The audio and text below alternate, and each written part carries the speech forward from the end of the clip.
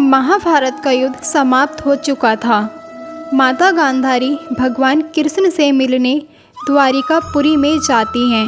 भगवान कृष्ण माता गांधारी को देखकर कहते हैं, प्रणाम माते, मेरे अहोभाग्य की आप यहाँ पधारी, मेरा मान बढ़ गया।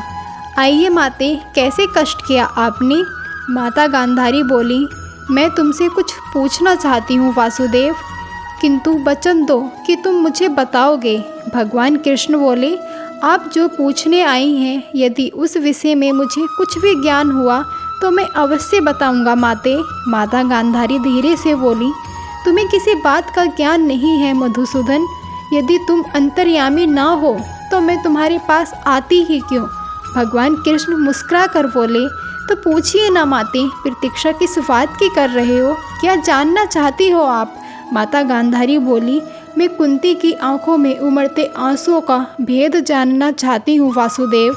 मैं उसके दुख का रहस्य जानना चाहती हूँ। आज उसने अपने अश्रुओं को मन का पिघला हुआ हर्ष बताया।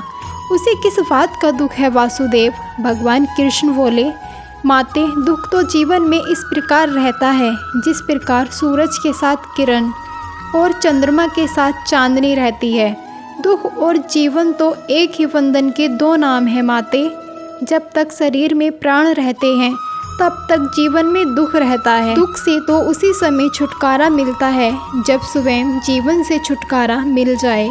माता गांधारी करुणा भरे स्वर से बोली, उसे क्या दुख है वासुदेव? यदि ये अश्रु मेरी आंखों में होते तो कोई आश्चर्य न होता, क्योंकि मैंने तो एक एक करके अपने 100 पुत्र खो दिए। मेरा सारा जीवन अश्रुओं में डूब चुका है। परंतु कुंती ने तो कुछ भी नहीं खोया। सारा संसार जानता है कि उसके 5 पुत्र थे और 5 पुत्र जीवित हैं। भगवान कृष्ण बोले, सारा संसार ये अवश्य जानता है कि उसके 5 पुत्र जीवित हैं, क्योंकि सारा संसार ये समझता है कि उनके 5 ही पुत्र थे। किंतु जो संसार समझता है, क्या केवल वही सत्य होता है माते? माता गांधारी कहती हैं, तो सत्य भी तो यही है मधुसूदन। भगवान कृष्ण कहते हैं, नहीं माते, संसार उस समय को नहीं देख पाता जो समाज के खोखले आदर्शों और परंपराओं और आडंबरों के कारण स्वयं को छिपाने पर विवश हो जाता है। माता गांधारी कहती हैं, तुम क्या कह रहे हो वासुदेव? मैं कुछ समझ नहीं पा रही हूँ। यदि ये सत्य नहीं है तो फिर सत्य क्या है? भगवान कृष्ण बोले, सत्य ये है माते कि बुआ कुंती के 5 नहीं 6 पुत्र थे। माता गांधारी बोली, नहीं, ये कदापि नहीं हो सकता।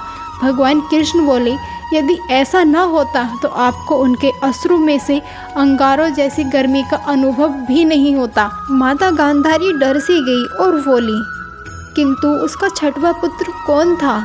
भगवान कृष्ण बोले, अंगराज कर्ण। माता गांधारी के पैरों तले जमीन खिसक गई। हाँ माते, अंगराज कर्ण कौन्तेय था, 5 पांडवों के ज्येष्ठ भ्राता। उनका जन्म बुआ कुंती के विवाह से पूर्व सूर्य देव के वरदान से हुआ था, पर कुंवारी माता कहलाने के लांछन के भय से उन्हें इस बात को संसार से छुपाना पड़ा। माता गांधारी रोते हुए बोली, हमारा कर्ण कुंती पुत्र था तो कुंती ने बताया क्यों नहीं? यदि वो केवल मुझे ही बता देती तो ईश्वर की सौगंध यह युद्ध ना होता, यह महाभारत ना होता। भगवान कृष्ण थोड़ा गंभीर स्वर से बोले, लोग इस यदि शब्द का प्रयोग बड़ी आसानी से करते हैं माते, बड़ी आसानी से करते हैं। लोग यही कहते हैं, यदि ऐसा ना हुआ होता तो ऐसा हो जाता, और यदि ऐसा हो जाता तो ऐसा ना हुआ होता। किंतु लोग इतना नहीं जानते कि इस यदि शब्द के हाथ तो इतने छोटे होते हैं कि वो भाग्य के लेख और होनी और नियति के पास भी नहीं पहुंच सकते।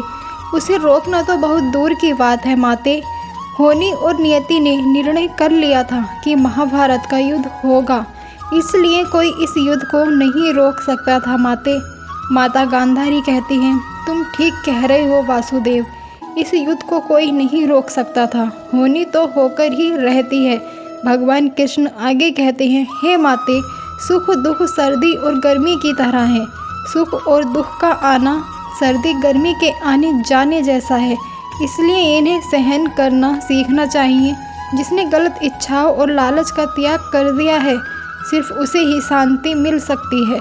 इस सृष्टि में कोई भी इच्छाओं से मुक्त नहीं हो सकता, लेकिन बुरी इच्छाओं को छोड़ जरूर सकता है। मेरे कहने का अर्थ इतना है माते कि हमारे जीवन में सुख दुख आते जाते रहते हैं। इसके विषय में परेशान नहीं होना चाहिए। अगर दुख है तो उसे सहन करना सीखना चाहिए, क्योंकि आज दुख है तो कल सुख भी आएगा। यह क्रम इसी प्रकार से चलता रहता है। आप केवल निस्वार्थ भाव से कर्म कीजिए, वही आपके हाथ में है।